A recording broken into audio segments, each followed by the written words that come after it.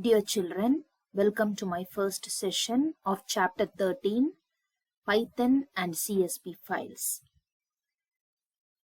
Here I have opened Notepad, which is a text editor, and I have typed some data.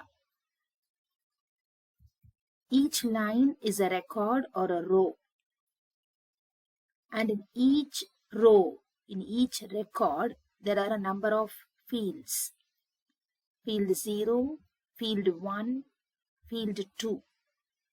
As you can see, each of these fields are separated by comma. So, this is a plain text file where each line has a number of fields separated by comma. When I save this file, Notepad will save it by default as a text file with extension .txt. But I am going to save this file with extension .csv. I have chosen the file name as data file and the extension .csv. In Save As type, select all files and then click the Save button. Now I have created a CSV file. CSV stands for comma separated values. A CSV file is a human readable text file where each line has a number of fields separated by comma or some other delimiter. A CSV file is a human readable text file where each line has a number of fields separated by comma or some other delimiter. Other delimiters can be pipe, semicolon, etc. The fields in the same position in every record form a column. Roll number 12101, 12102, 12103 form column 0. Name Anu, Banu, Madhu is column 1. Age 16, 17, 16 is column 2. Also note that there should be same number of fields in every row. This CSV file which I have created using Notepad, I can open with Excel. Right click on the file name and select Open with Excel. This is how the Excel sheet looks. This is an Excel file. Observe that each field is stored in an individual cell in the Excel sheet.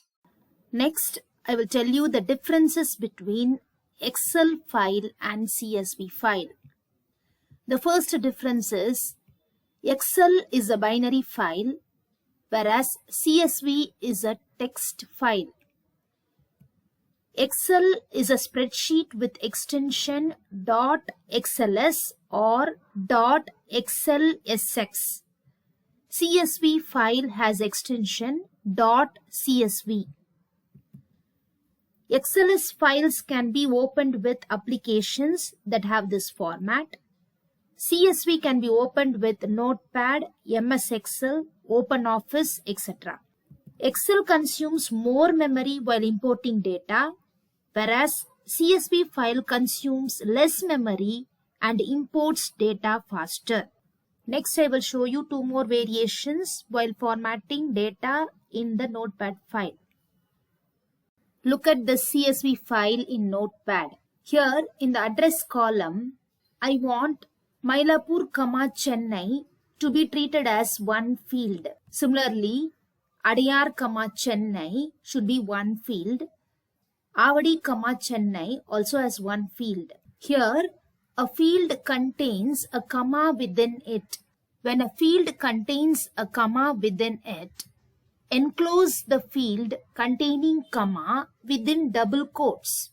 So you should type the data like this. Mylapore, Chennai within double quotes. Adyar, Chennai within double quotes. Avadi, Chennai within double quotes. After saving this file, open it in Excel sheet. You can observe that Mylapore, Chennai is stored in one cell. This is because of the double quotes which we have given here in the notepad file. Suppose a field contains double quotes within it. In this column, favorite sports, cricket is within double quotes, comma, tennis within double quotes. And I want cricket, comma, tennis both together to be treated as one field. Each internal quote need to be doubled like this. And then the entire field should be enclosed within double quotes. Each internal quote need to be doubled and the field itself should be enclosed within double quotes. So this is the way you have to type these fields: cricket, tennis, hockey and football. Save this file and open in Excel sheet. So if you want your data to contain double quotes in the worksheet, then you have to type like this in the notepad file. Next we will see the rules to be followed to format data in a CSV file. The first rule is each record is to be located on a separate line delimited by a line break. That is, after typing each row, you should press Enter key. Enter key is also called carriage return. The second rule is the last record of the file may or may not have an ending line break. So in the last record, you may or may not press Enter key. Rule 3. The first line of the file is a header line which is optional and it must contain names corresponding to the fields in the row. Here the header line is roll number, name, age.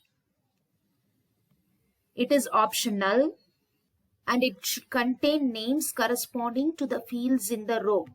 Here roll number, so below it all the data correspond to roll number. Same way name and age. Rule 4.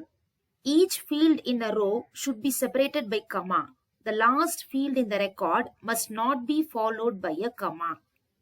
So there should be a comma or any other delimiter after each field, but no comma after the last field. Rule 5. Each field may or may not be enclosed in double quotes. Here in the first row and second row, I have enclosed the fields within double quotes. And in the third and fourth row, the fields are without double quotes. Whether you enclose the fields within double quotes or you do not enclose, it does not make any difference because in the worksheet, the data are stored without double quotes. Rule 6. Fields containing line breaks or double quotes or commas should be enclosed in double quotes. Here the address field Mylapore, Chennai contains a comma within it. So you have to enclose the field within double quotes like this. Rule 7.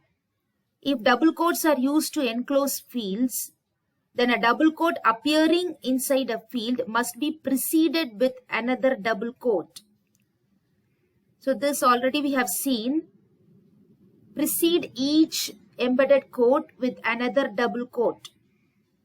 So here the message field, Anu says hello. Hello is within double quotes. So you want this as a field which contains double quotes. So you have to enclose the entire field within double quotes. And then each internal quote need to be doubled. So each internal quote should be preceded with another double quote. So this field, Anu says hello, should be actually typed like this. I will change it here in the notepad. So this is the correct way of typing this field which has a double quote within it. So you have to precede each embedded quote with another double quote and the entire field you have to enclose within a pair of double quotes. Rule 8. If you are omitting any field data in a row, you must put a comma as placeholder. Here in the roll number column, I have omitted the roll number field in the second line, but I have to place a comma as a placeholder. Roll number of Anu is omitted, but comma is put as placeholder. When you omit a field in the notepad file, in the worksheet also, that cell is empty. With this, in total, you have seen 8 rules to be followed to format data in a CSV file. Next, I will show you how to create a CSV file directly in the Excel sheet. Creating a CSV file using Microsoft Excel. Open a new Excel sheet and type in some data in the cells.